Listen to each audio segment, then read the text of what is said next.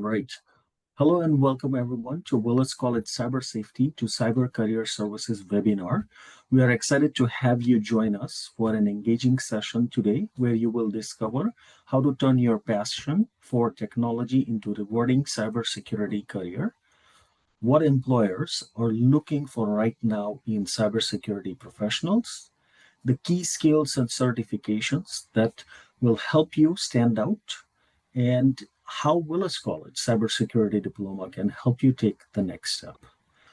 As you can see in the screen share, there is a QR code. So I will encourage you to use your cell phone devices, Apple, Android, as the case may be.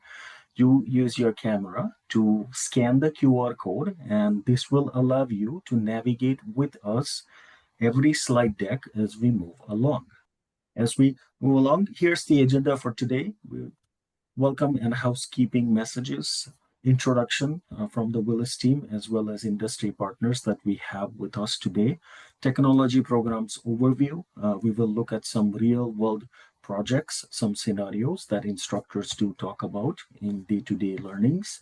Practicum and Career Services team member, Mike is with us. He'll also talk about potential career paths, tools and applications that are used in the cybersecurity programs. And we have finance and admissions team as well with us. There's a little bit of overview regarding that information. Joining industry partner Omar Elmi is with us. He's the founder and president of DiverTech. Omar is the lead here today from his organization, and DiverTech is a next generation managed service provider. It is headquartered in Ottawa. He has 10 years of leadership in logistics, management, and business strategy. He has empowered over 50 learners to achieve international IT certifications. He has guided startups, colleges, and schools in creating digital career pathways. Most of his time goes around his initiative, which is DiverTech, which is an ally for organizations delivering always on IT support services. And he continues to advance inclusion and widening global access to digital opportunities. Welcome, Omar.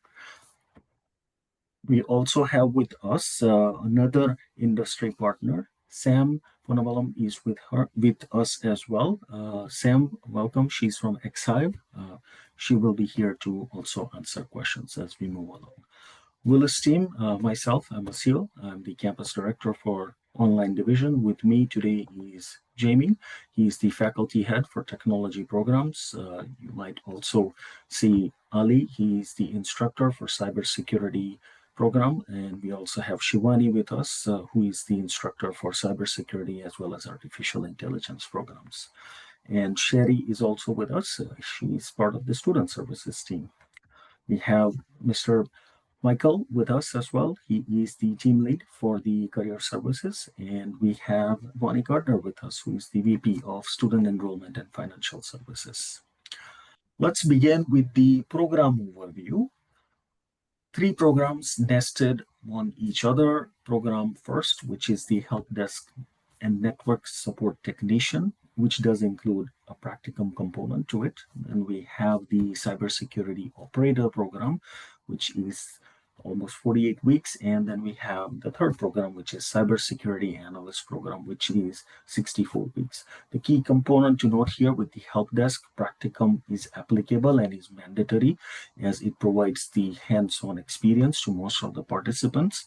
So Jimmy, help us understand what type of skills should a student have coming into these programs? Yeah, thanks for that question. It's a great question. I want to thank you twice, though, Sil, and not telling everyone here that I was the first graduate at Willis College. I know I'm old, but I'm not that old. Hey, you and me both, honey. We were in the same class. Yeah. Okay. That's a fantastic question, and we get it a lot from prospective students.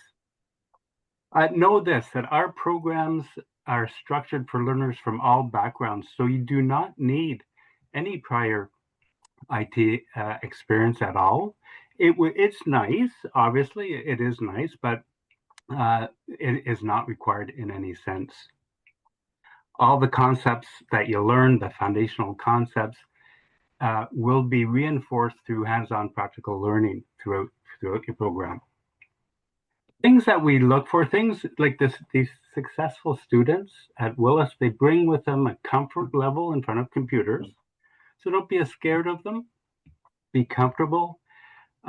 Be analytical and geared towards being a problem solver. Very important.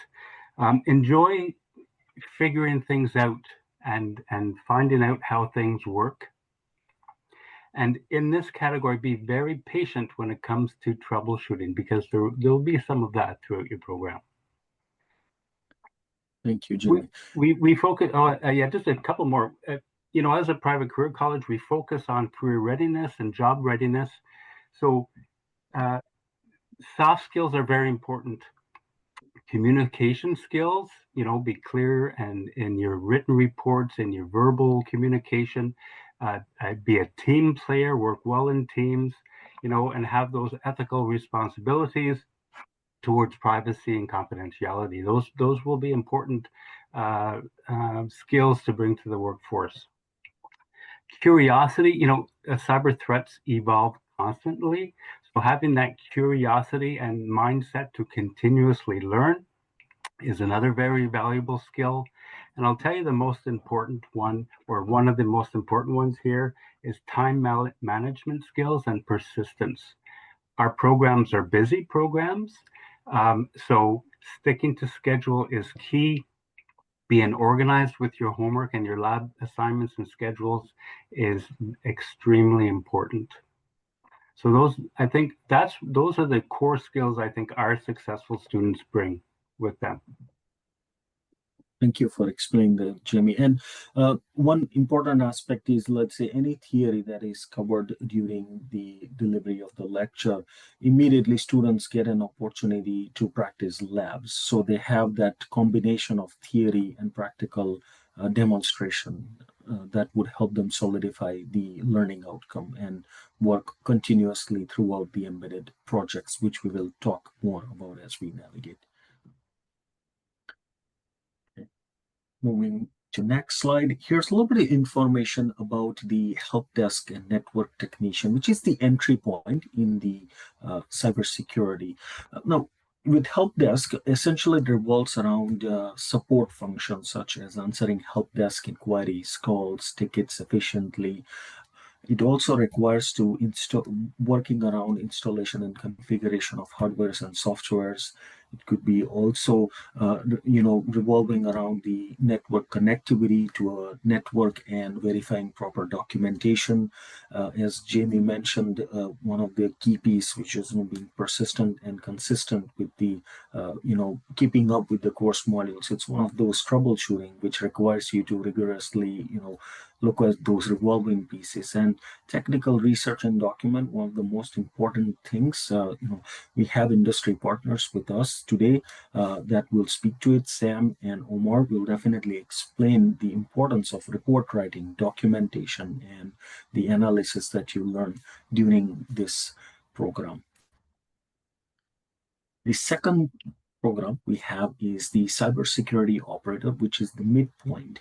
And apart from all of these pieces, because these are embedded in the in the help desk as well as cybersecurity operator program. In addition to that, much more emphasis revolves around the environment monitoring and the advanced server query language. So a lot of those pieces tie in with the real world project.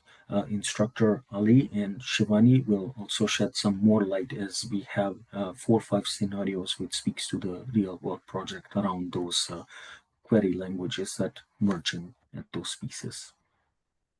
And the last one we have, which is the endpoint, is the cybersecurity analyst program. In addition to the previous ones, if we look here, there's much more emphasis on the framework, which is starting right from the inception system by design point, development and implementation of the cybersecurity frameworks to ensure, risks aspects, threat assessment, the CIA triangle, all of those aspects are taken into consideration to the vulnerable environment, such as threat assessment and prevent attacks. Also, work on the disaster recovery planning. I'm sure most of you might have heard about the outage the Amazon had experienced a couple of days ago, and it does highlight the importance of what learning outcomes are associated with all of these pieces, the business continuity plan and disaster recovery plans to ensure.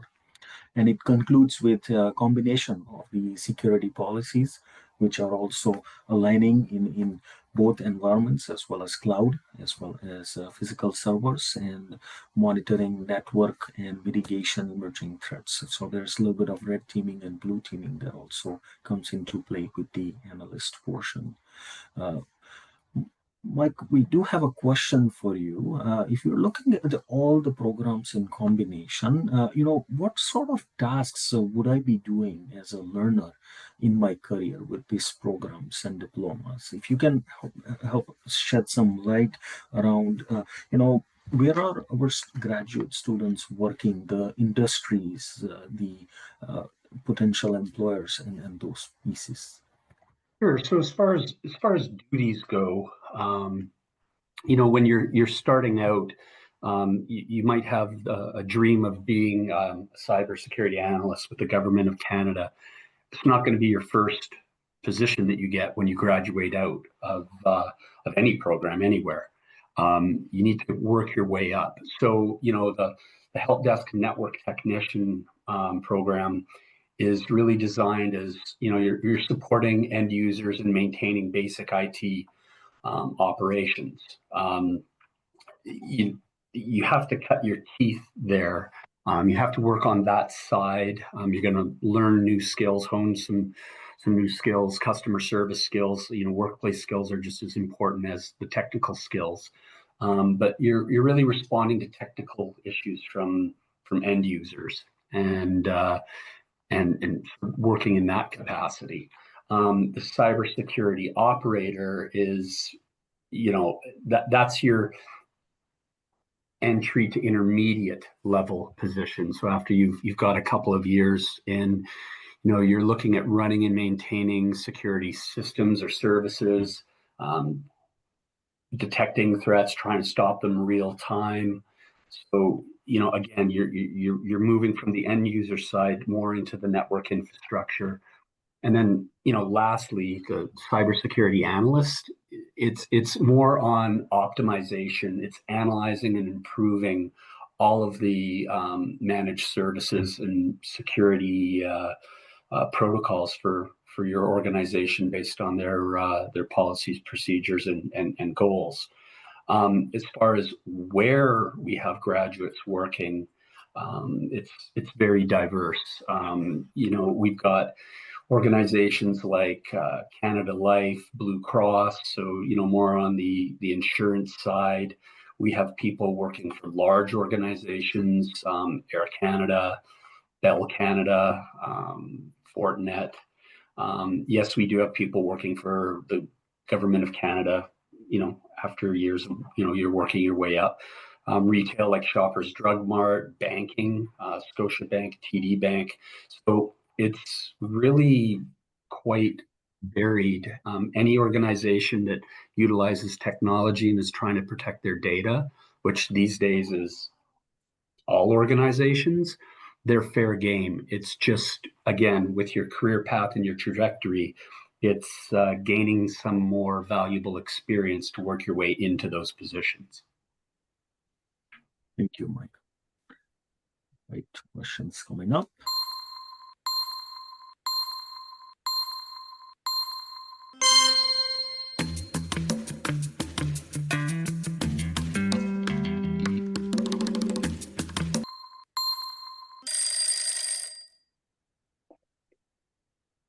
Is in fact October.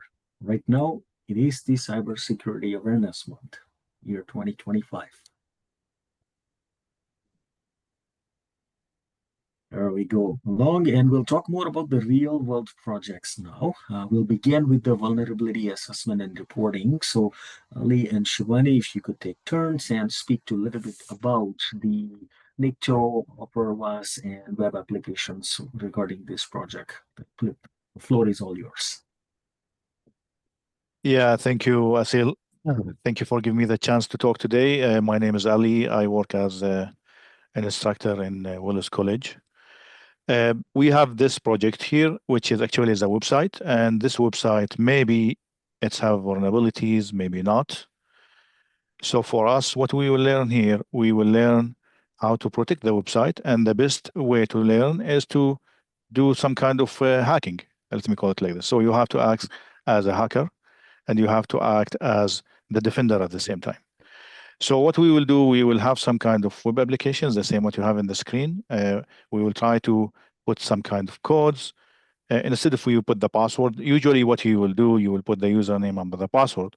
But in this time here, or what we are doing, we are trying to see a way to lie to the system and tell him, listen, this is my password, and because this system is vulnerable, we will allow us to be inside the system. This will be done only when you know how to do the scanning, how to do the vulnerability scanning, how to work with the tools. And this is what we will learn step by step together. We assume that you don't know that much information, so we'll start from zero and build the skills step by step till we reach to the level that you can act as a hacker, and from there you will learn how to stop the hacking or how to defend against the hacker. Yeah, thank you, Asel. Thank you, Alan.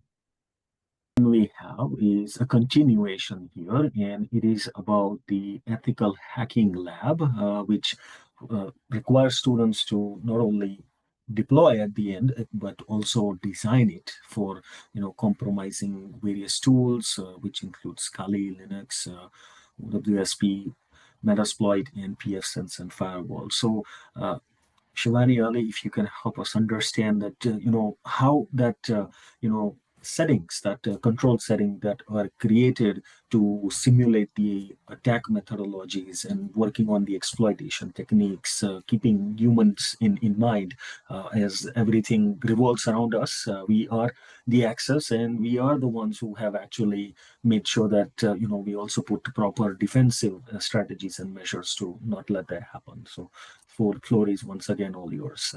Okay, let me take this one up, Ali. I'll explain this one. So very well done. Ali actually explained a very important concept, but the truth is this is foundational to all of us. Imagine protecting your house. So you want to know if there is something wrong you're doing. Is the door locked proper? How many keys do you have for your main door? When you come inside, where are all your valuables stored? So those kind of things are identified in a vulnerability scan.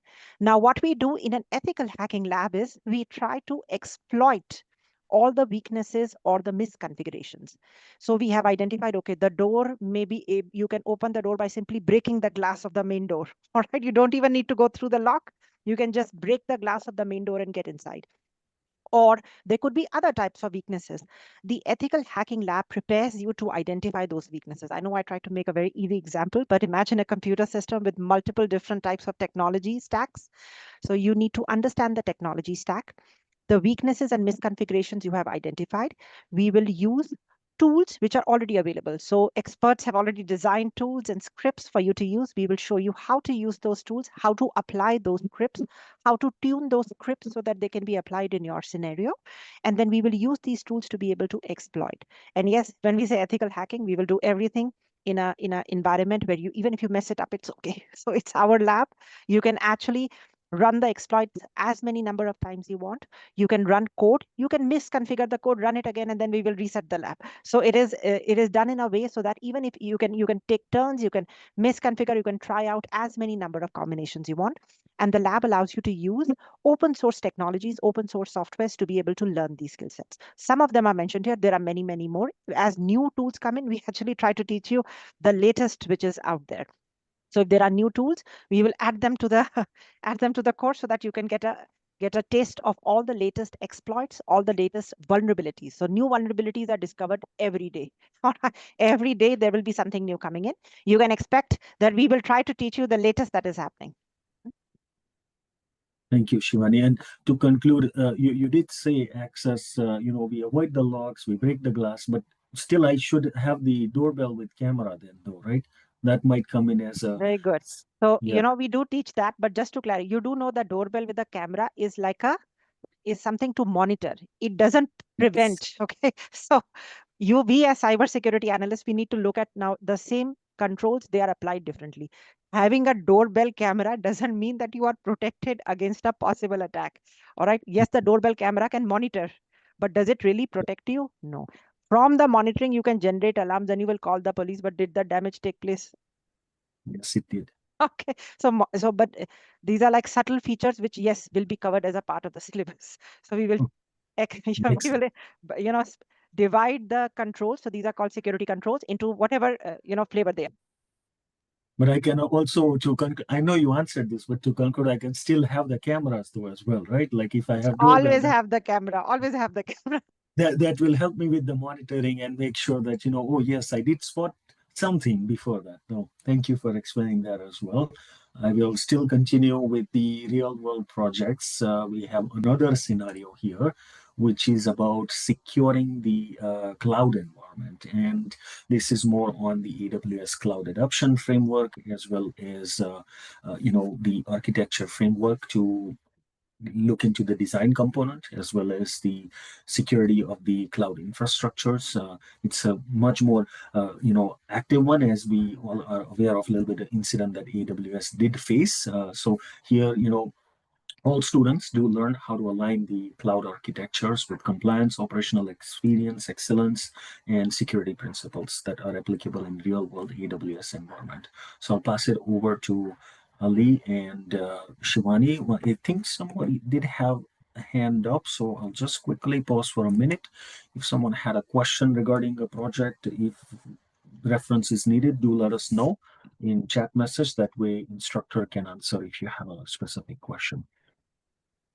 Yeah, thank you, Asil. Let's talk about the cloud security now. Everybody know in the last 10 years, most of the companies moving forward to the cloud. Many players will be Azure, which is Microsoft, and AWS, which is Amazon. For me, somebody working in a government or somebody working in a company, I don't want anybody from my team or from whoever worker in the company or employee to install, for example, a browser like Tor. And for the people that they don't know what is the meaning of Tor, this is the browser that will let you go to the dark web, which is you can go and buy and sell and see whatever the thing is not allowed. We don't want this to be in the company. Maybe you want to do it in your home, this is your home, but in the company, I don't want anybody to do that.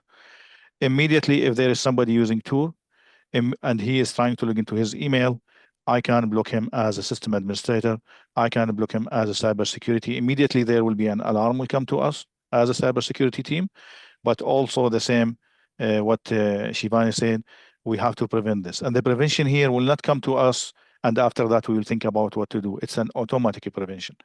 Anybody install this and he's using it, he's blocked. The same what you have in the picture here. And like that, we can control the environment. We can be sure that nobody install this anymore, and we can be sure our data is safe and is not leaked anywhere in dark web. To you back, Asil. Thank you so much. Thank you. Shivani, I'll just stay on this slide if you want to add a use case that is.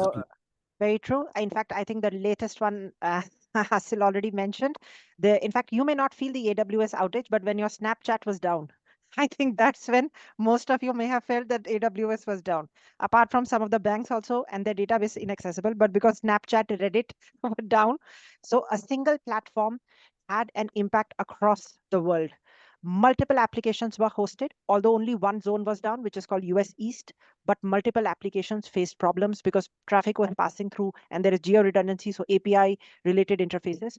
AWS had to declare that they are not available. Although, yes, you are very right. This is only one thing. So one of the factors is availability, which is a factor in our cybersecurity framework. But previously, multiple different cloud providers have been hacked. For example, one of the topmost cloud providers called Snowflake was hacked last year. In fact, Snowflake held the records for AT&T, which is a telecom provider, along with multiple other banks, including Santander. When the cloud platform was hacked, apparently and how did it get hacked? One tenant on the cloud was hacked. The attack propagated throughout the entire cloud provider. They were able to download banking information. They were able to download AT&T, and I think the Ticketmaster and credit cards were also lost. I think Canadian credit cards were saved, but the US Ticketmaster lost its data.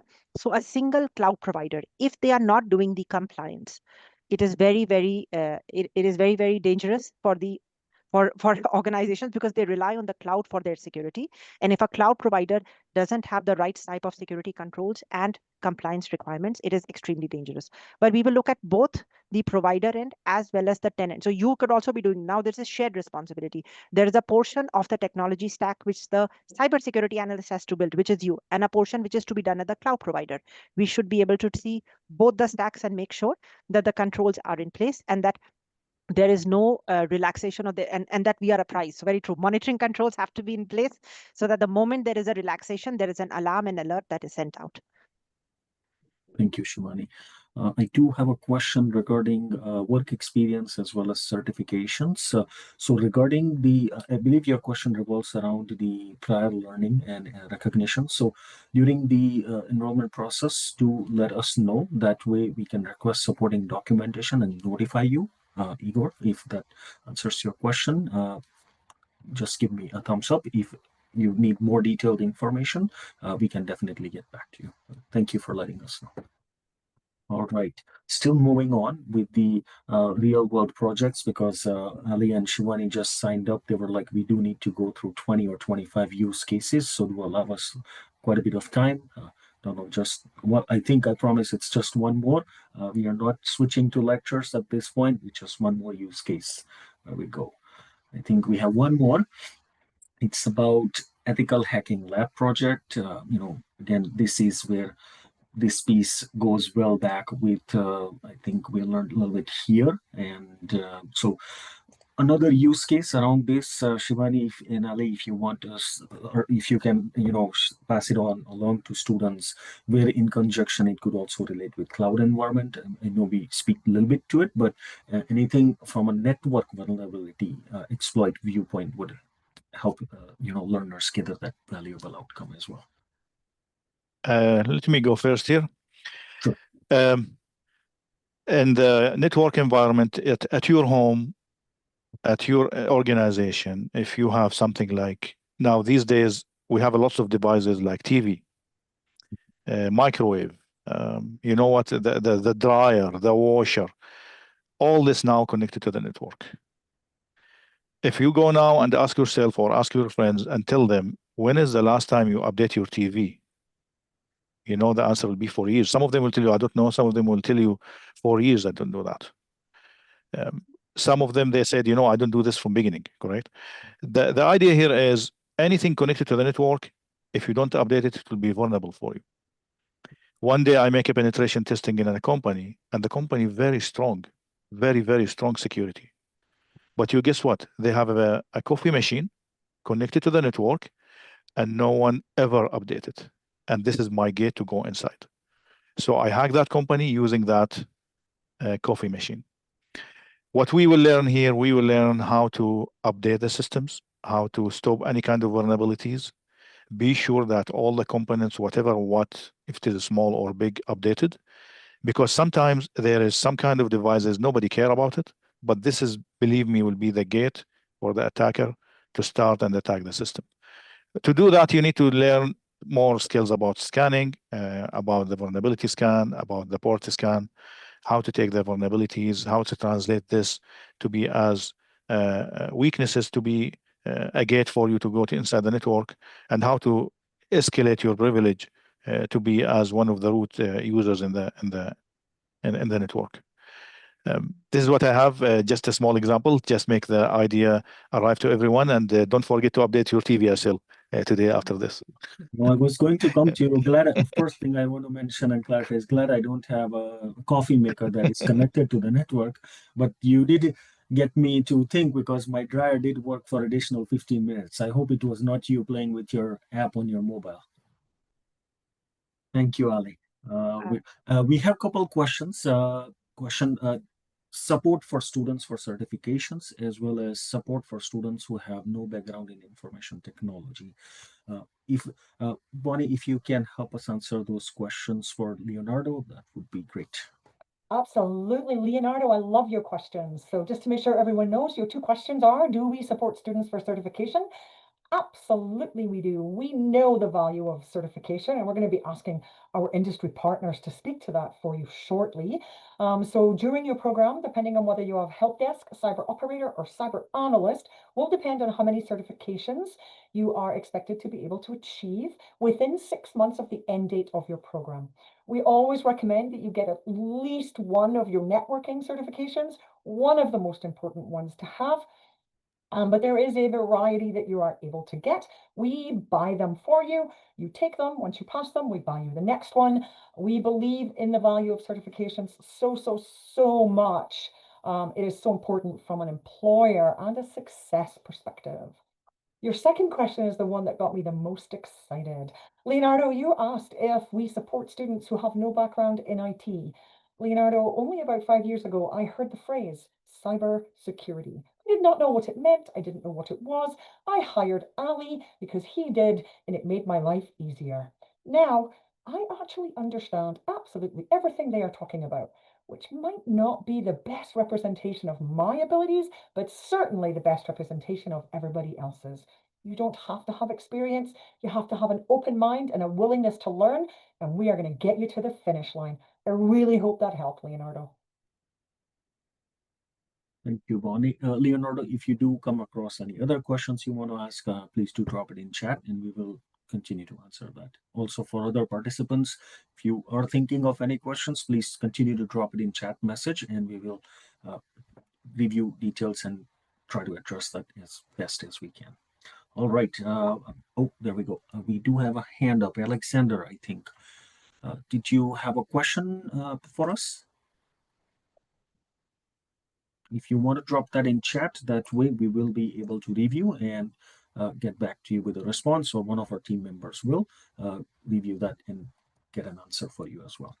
Okay, I will continue with the next slide, which is actually a question. So I will encourage you all again to activate your cell phone or unlock the cell phone so you have access to question.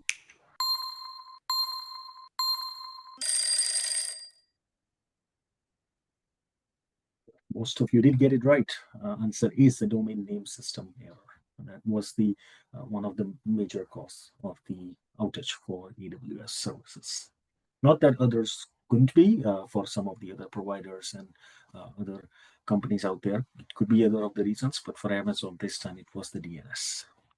Okay, we do have a question coming in. Yes, I think, Mike, we do have a question regarding, the practicum revolving around the help desk, program. So if you could shed some light on that, what they learn, the type of setting. Again, I think we did touch base a little bit on it. I think it is from Alexander. Yeah. So the practicum in the help desk network technician program is there to get you, again, working on a variety of different projects. We see a lot of customer service roles, a lot of help desk roles in the practicum for that program.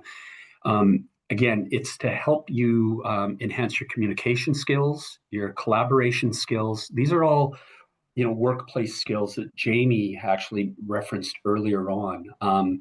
That's why the starting point to any cyber career, it goes through those type of opportunities, those types of roles and positions.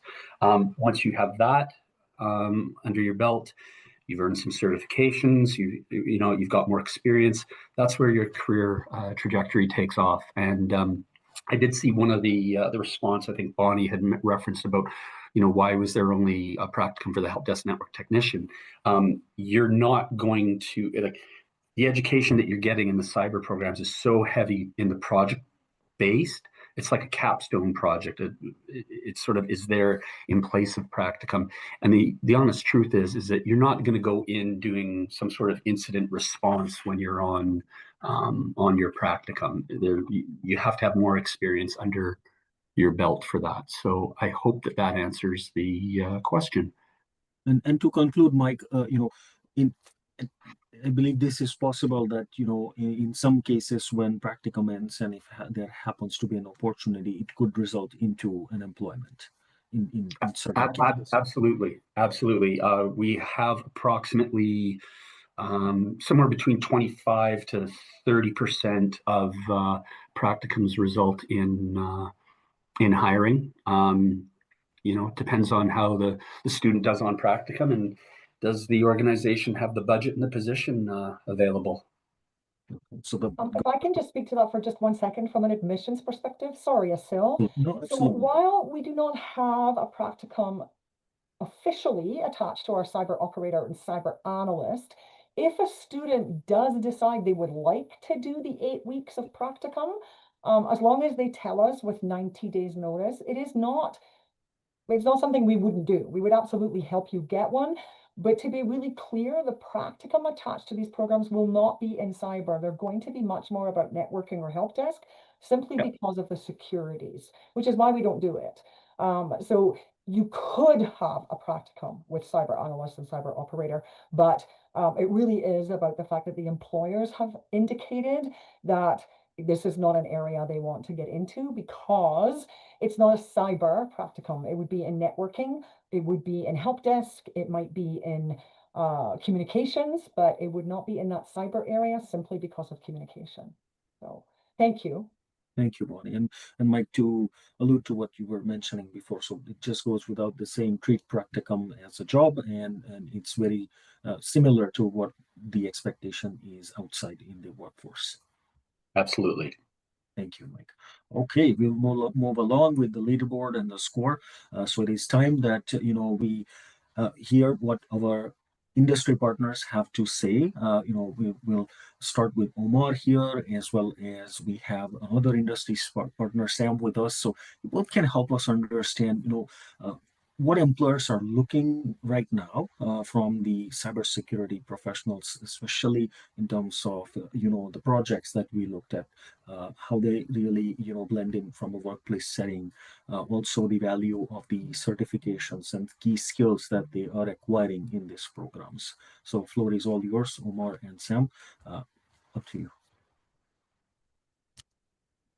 Well, thank you. I'm just going to go over and with DiverTech, mostly we deal for our client anything that has to do with the SNA, which is Security Assessment and Authorization. So it's more broadly on the organizational of the compliance of risk and assessment within the enterprise of the IT of our client. So I totally agree in a way with Bonnie. Receiving practicum in those areas most of the time will require security clearance, and it involves a process to get in. Beside that, what we really focus is mainly the mindset, which changed completely a lot, and a good background in help desk. Most of the cybersecurity is the way you communicate, and when we deal with data, then it's pretty much the security information within those data, which is passionate with protected A, protected B, protected C, a really background in networking, a really good background in networking. And if you're really familiar, and I really support that the fact that Ali and Shivani mentioned that this will be a project base. And to be honest, the more product you will do on Metasploit, the more you will be comfortable attacking, you will be able to secure. That's the only way. The more attack that you will be done. But the overall information is, here is it. Don't look at a cybersecurity within just on as a standalone. Today cybersecurity is really a part of our life. Speaking of the camera that Shivani was saying, can be a vulnerability in itself. I don't know if you guys are familiar with those small camera that especially for new moms will buy it and then will put on at the back of the car or in the room while parent will cook. It's a vulnerability, to be honest, and this is in itself a vulnerability because the security part was not integrated while the product was fabricated, and today I don't know if some of you follow the news.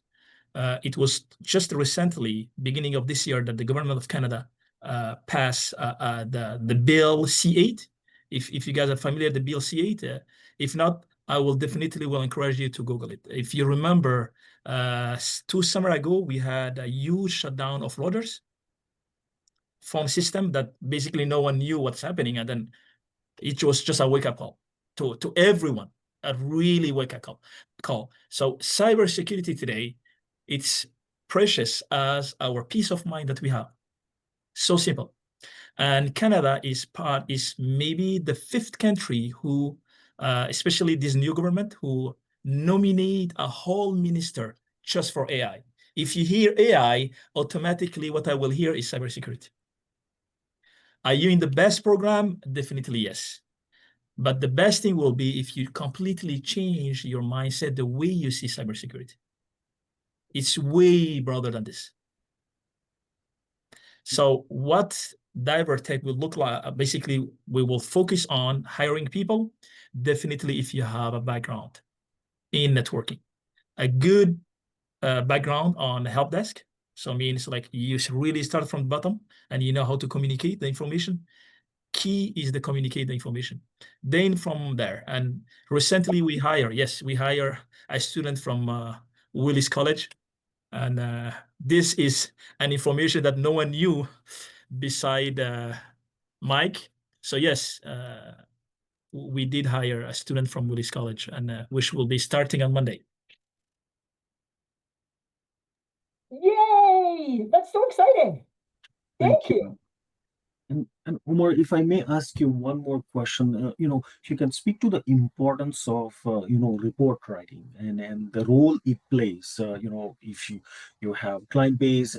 So if you can speak just a little bit to, the emphasis it has in networking, how they have done their research, how they've compiled the report and given you the answer.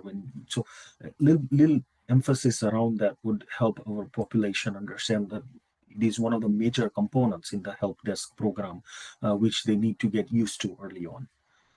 Well, most of the job, to be honest, especially the critical part, is the operator.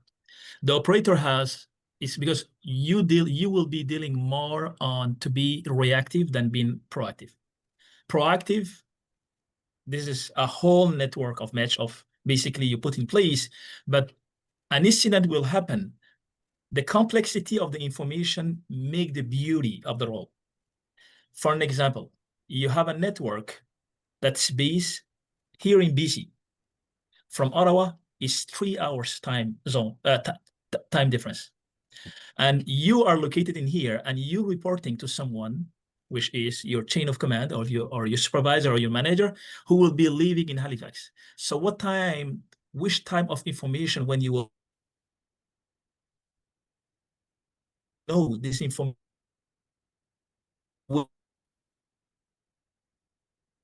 that you will know by your mind, like this incident happened the time in British Columbia time, and you are in Eastern time, then so there is a lot of information that you have to be clear. And then there is a way that when you will report the incident, the way you will break down the incident as well.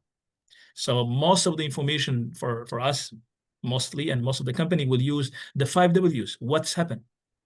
The who, basically, and being in as an operator means like a network is down. Why a network is down? There was an attack. How come that person get in? What make the system? When was the last time a patch has been updated? Which was the device name and who had access? So you will receive a lot of information. So it's a kind of a data pipeline. Most of the information will not be, but if one thing will happen, which means then you will need to enrich the information, the data. I will give you an example. Every single click that you do on your laptop, every single click goes to somewhere. This is called a data pipeline. So the information is going alive. Another example, if I will take, is the bus transportation. If you live in Ottawa, OC Trustful send live data, which means where is the car located, when he stopped, who beat the last car, then an incident happened. When this incident happened, then you as an operator, you will try to find out what's happened on this bus at this time, what was the signal, and then from there, you will try to enrich the information. Who log into, like who used the card, who used that card, when, and how many times that card was used. So this information will help you to report. The more information you have, and especially if you are the operator, if you are the person who's sitting behind this, it will need for you a whole wide area of knowledge that you will have. And most of it, this is what we do in DiverTech. We have different time zone that will display on our board. And most of the time that we'll use will be the Zulu time. Military use the Zulu time, which is always 4 hours difference. When we have our time shift, then we will add another hours, which is 5 hours. If a user will be called, for an example, if you will be working with Fortinet, we'll take one of our partner, Fortinet, a lot of clients use all over the world. If something will happen, that user is located where? And how you will report this information. So this reporting the incident is so critical that what will make the response that the team will engage on to make it easy. So every single component part of the team is so hugely important, and especially the person who will be reporting the incident. I think I talked too much. I gave a lot of information that I don't want to overshare, but it is one of the most exciting job that you can have it. Seriously, the more it's complicated, especially me, the more it's complicated, the more the beauty is. Thank you, Omar. Sam, we do have a question for you. If you can, yeah, if you can highlight the value of the certifications and the skills that learners acquire in the cybersecurity program, if you can shed some light from the workforce application perspective, that would help our participants. Floor is all yours, Sam. Okay. First off, I just want to say it's been over 10 plus years working with Willis College. So before all of you have probably been part of Willis. So I've been working with your students for that long. So I've seen the evolution of how things have I think, transpired to now. So in terms of certifications as well. Also, just wanted to kind of give you guys a bit of a background. So I'm the owner of Exahive. We're a cybersecurity company based out of Ottawa. We're not a huge company, but we worked our way up, and we do a lot of work with the UN, sometimes with federal government, provincial, municipal public sector stuff, as well as private sector and hospitals and so on. So as someone, my perspective is going to be definitely different from Omar working for his company. So this is a smaller company.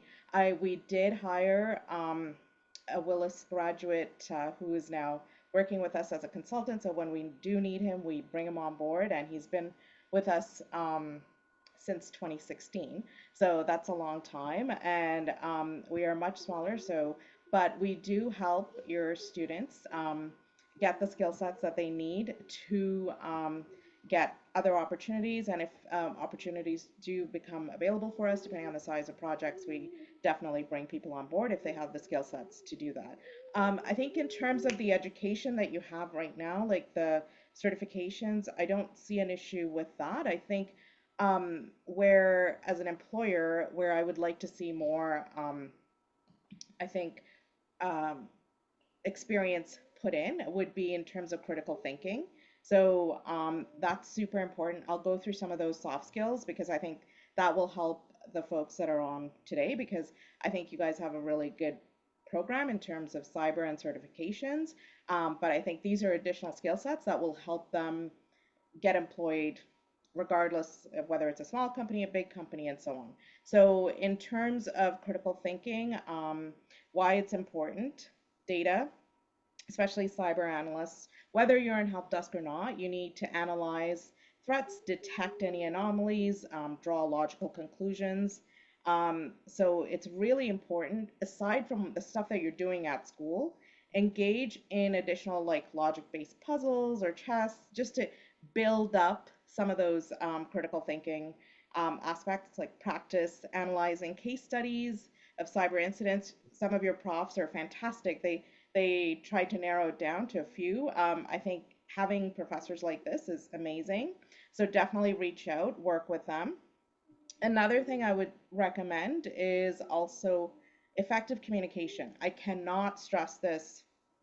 Um, like this is like one of the most important things. You must be able to convey complex findings to any stakeholder that asks you within your organization, and who may not have a technical background. A lot of you will have amazing technical backgrounds, but you need to be able to communicate to an executive or someone else outside of tech and explain to them in normal language what transpired. So this, I would encourage you to focus on joining public speaking groups like Toastmaster. Practice summarizing your technical reports into simple terms that a non-technical person would understand. And maybe practice with your family members who are not technically inclined, right? And if they understand it, then you're good. The other thing is adaptability. So cybersecurity landscape is constantly changing, and professionals must be able to adapt to new threats and new tools. So this means staying updated with industry trends through cybersecurity blogs, news sources. So it's not just taking the courses that you're learning at Willis, but you have to show that you're passionate about it. Because if you don't learn about these additional things, you may not be able to look at lessons learned from these use cases that were just described here earlier and be able to apply it to the scenarios that you may be actually having to analyze. Another one is problem solving ability. So analysts, you face unique and constantly evolving challenges, especially in cyber. So you have to learn from your post-incident response reports to understand previous security failures. So something that was mentioned earlier in the discussion, work on simulated cyber incidents to practice real-world scenarios. Another one, obviously, collaboration with teams. It's not just your IT teams that you should be able to be collaborating with, but encourage knowledge sharing by hosting team workshops or study groups. So I would encourage your colleagues to do that as well. The other thing is pay attention to detail. It's so important, especially with major cyber breaches. You need to look at checklists, develop them if there isn't one, where you're going to be working, ensure that you go through the analysis of all the cyber threats. And one more thing, I know there's a ton, but is emotional intelligence. You're all brilliant on the technical side, but it is super important to have emotional intelligence, because then you can actually handle high pressure situations and manage conflicts effectively. So you need to develop self-awareness through mindfulness, reflective practices, and improve your conflict resolution skills by role playing. Because without this, this is not only going to help you when you go into a real job right out of your practicum and so on, but this will be part of your career journey, and I encourage you to do that. Thank you. Thank you, Sam. And to add, Michael, it does remind me of the emphasis and importance you do tell during the mock interviews, and so storytelling, that ability that our graduates do need to cultivate and work on. So it does blend in well with that. Thank you. So we will move along. I believe there might be a there we go. It brings us to practicum and career services here.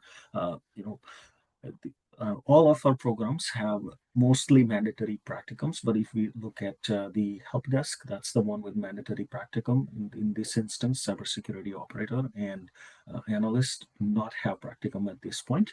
So they range somewhat between 2 to 16 weeks, depending on the program. Great chance to showcase your new skills. You have that opportunity to put the knowledge which you have acquired working on the labs, projects, simulations, and combine it with the theory knowledge. Michael and his team provides a helping hand with the interview skills. They help you review the job position and provide you with the key highlights that nowadays we all are familiar that, resume goes through a proper scan, it's read through machine. So there are going to be key terms that you want to put more emphasis on, and also how to conduct job searches which align well with your experience. Every learner has a different, has to adjust to a different approach, and they have different means and ways of doing it, because someone could have had a continuing education, someone is new to field, someone could have certifications, someone may not have certifications. So all of that might change. And at Willis, you will be assigned a practicum and employment specialist. Each individual learner is assigned one. And we also have a lifelong learning program at Willis College. For example, let's say if you finish a cybersecurity analyst program and you're off, you're employed, after 3 years, you feel like, there is a change in the workplace setting. For example, let's say they were only working with AWS and now they are going to work with Azure. If you want to learn more about the Windows, then you can always come back and enroll through the lifelong learner program. So Bonnie is also with us regarding, a little bit of information around that. And Bonnie, if you can speak a little bit about the LLP for our participants today. Absolutely. So lifelong learning. So what we really mean when we talk about lifelong learning is the ability, let's say you take the 16-month cyber analyst program and you start working and your first job is networking. Maybe you're working CCNA, doing some routing and some switching. Maybe you're also doing a little bit of Windows work. You haven't really done the ethical hacking and the pen testing. So for about a year, maybe you're working in the field, you're not using all of your skills, but you really want to. What happens is you can come back to us here at Willis and you can audit the class. So you can sit in with Ali while he's teaching pen testing or ethical hacking. You can redo that stuff, get those skills nice and fresh again, so that for your promotion or for moving into your new job, just enhancing those skills, they're nice and fresh and ready to go. We recognize that if you're working and you've been in one area, moving into the next area, it might not be just at the top of your mind anymore because it's been a while since you were in school. So we want to make sure that you are getting all of that help. So lifelong learning is an opportunity to come back, audit the courses. When we say audit, what that means is there is no charge to come back and take the program. So you can take up to 3 courses in lifelong learning. So again, if you were working CCNA, maybe you want to come back and do some pen testing, maybe a little red team or something, just to freshen those skills so that you're ready. And that is what we do with lifelong learning. I'm actually going to answer a question that just came in as well, Asil, just because I can see on the screen, Harpreet convocation is in person. And this year we will be also live streaming.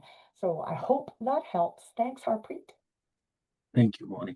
And that brings us to a little bit of information about the potential career paths broken down based on the program. So help desk, if you are just a beginner, it's usually the technician role. If you are at an intermediate level, you have had exposure 2 years, 1 year working in the field, you could be really support specialist, and then you move on in a much senior role, which is network system administrator usually, because it provides access to the gateway. Like Omar said, Sam said, all of those other skills that they did highlight, all of those emotional intelligence, persistence, your ability to communicate with articulate reason and so on, does require you to work on those periodically, so you can transition towards much senior roles. As we look for the cybersecurity operator, the beginner is usually the operations piece, intermediate is dealing with incident, so you gather a lot of information there, and then really that experience that you have had allows you to work in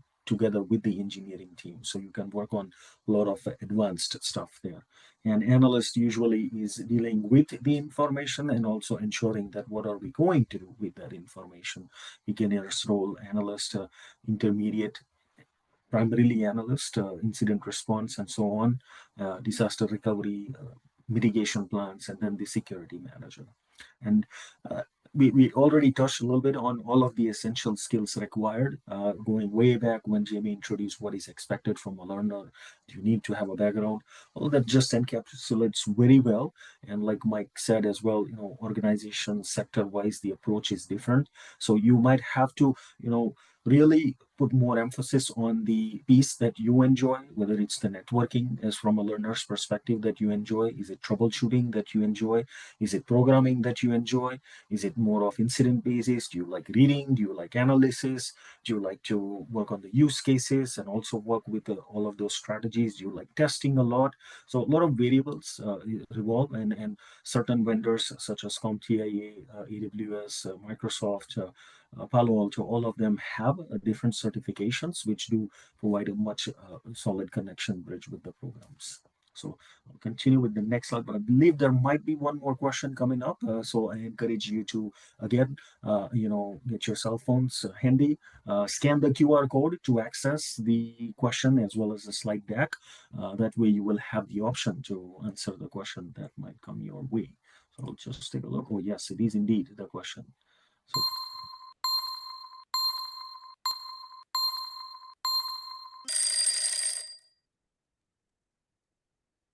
and I believe the both answers are correct. Strongly agree and agree.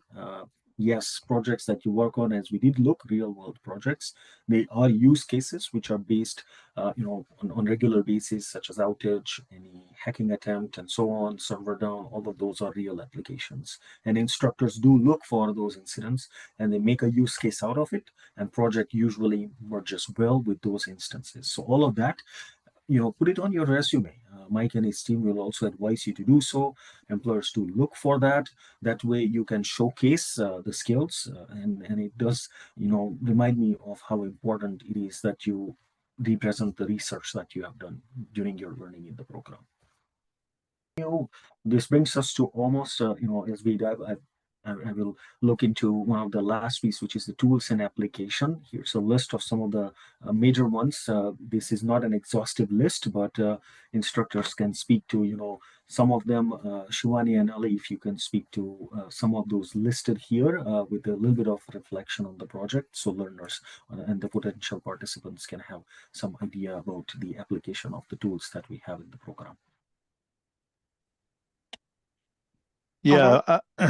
Sorry. Go ahead. I'm sorry. Okay, let me take the first 2 or 3 of them. All right, so let's start with Wireshark. So the good thing about Wireshark is whatever traffic is traveling on the network. So we are computers who are communicating in the network. What if we can actually extract those communication packets on the network? So because 2 computers are talking to each other, maybe we are exchanging our passwords, maybe we are exchanging our credit cards. Well, is there a possibility that I can grab hold of that packet or that particular set of information? Well, the sad part is there are already existing tools out there. One of the tools is called Wireshark. In fact, it can be deployed on any computer, any device, and it will track and trace what type of communication is going on between computers. And this information may hold pieces of data which may be confidential, maybe not supposed to be shared. In fact, as an organization or as a cybersecurity analyst, you need to identify, is there something which is at risk? Can anyone capture this information and can look through my password? So Wireshark will allow you not only to identify weaknesses, sometimes you may also need to do investigation. So Wireshark will allow you to investigate and identify, oh, someone is saying something. Is he telling me the truth? So when I do my investigation in terms of incidents, I can check, yes, this computer communicated with another computer, or this computer talked to this website on this and this date. All right. So if you were using Facebook in your office time, well, the organization would know that you're watching Netflix and Facebook while you are on your office computer. Why? Because they can monitor using Wireshark. This tool is actually the building block of also security incident and event monitoring, which is your SIM tool. So when you want to monitor the network information, you can grab hold of this network information to identify what is going on. Is there someone who's not working and watching Netflix? They can find out by using the SIM tool. This is also the tool which will identify what are the different types of maybe cybersecurity attack. If some server, say in I don't know, maybe China is trying to connect to a computer in the US, or maybe critical infrastructure in the US. Can we identify that? Well, the SIM tool will detect and let you know that maybe 70% of our traffic for a bank which is in the US is coming from China.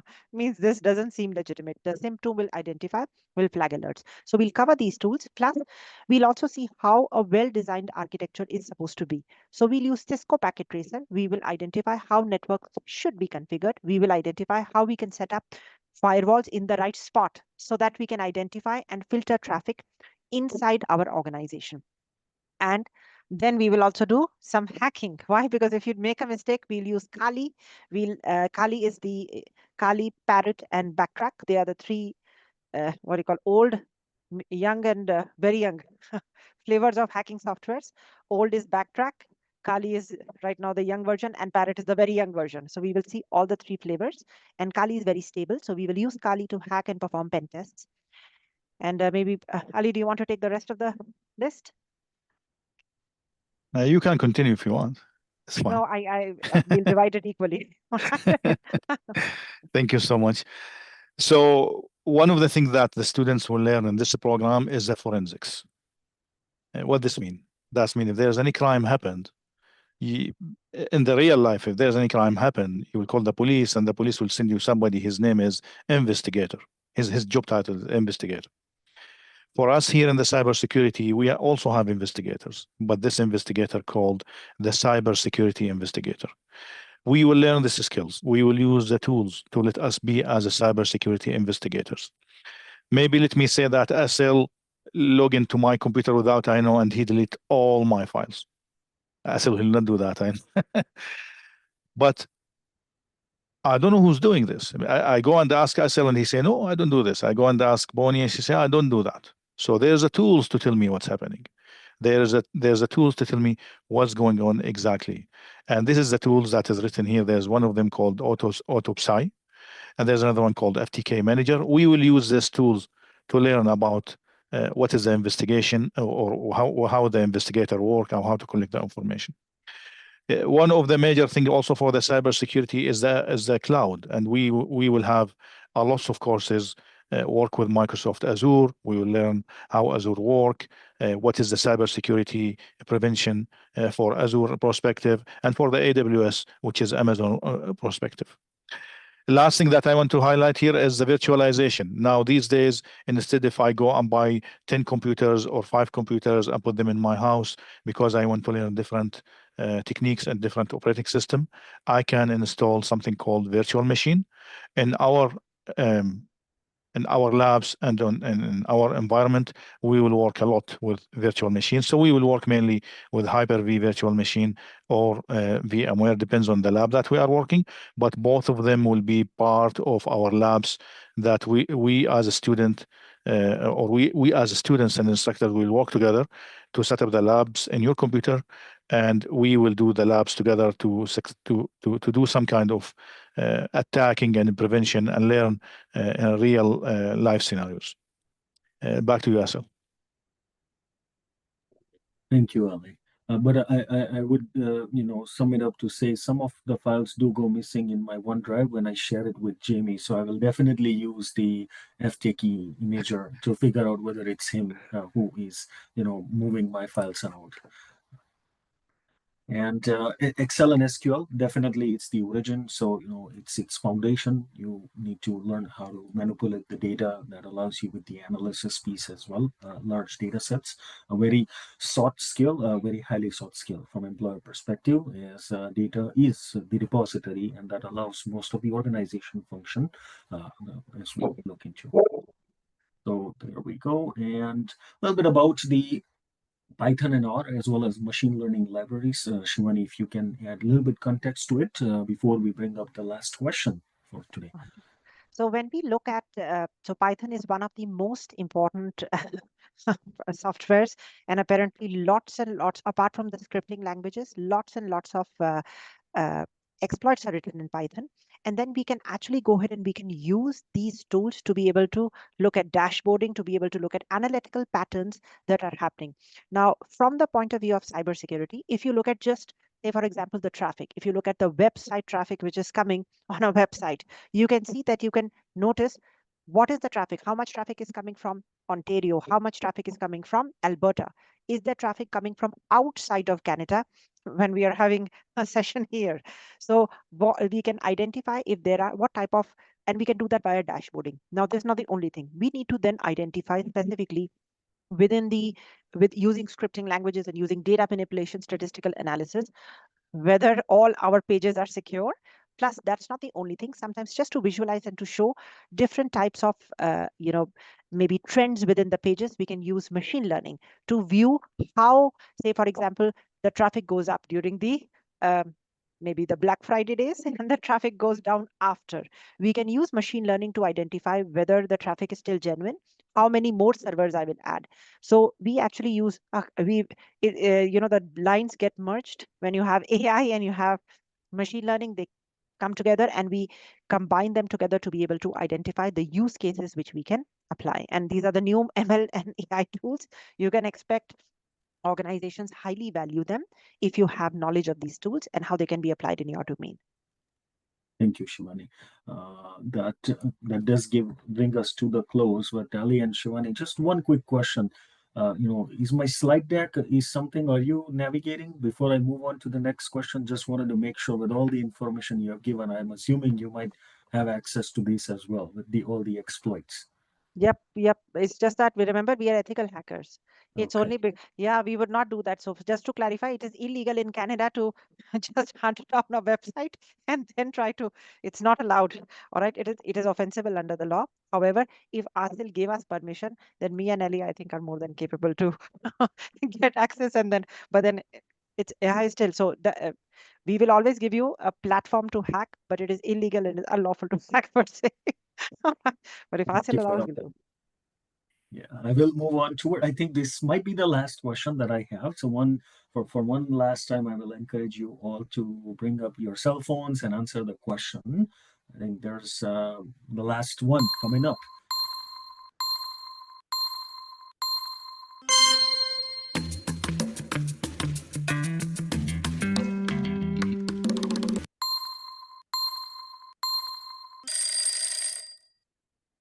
Okay, 911 is definitely not the answer for a suspicious text message.